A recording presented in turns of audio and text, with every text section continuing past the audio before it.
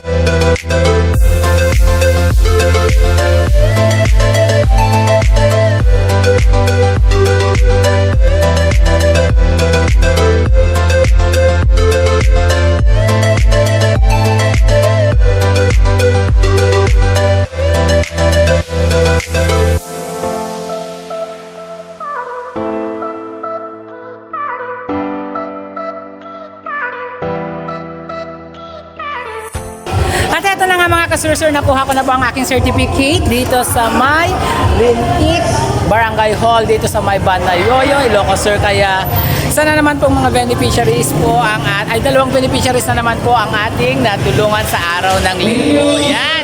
Thank you mga kasursur, at saka please subscribe my YouTube channel, Paolo the Explorer Vlog, and my Facebook page po is Kasursur. Yan mga kasursur, thank you very much and have a good day. Bye-bye!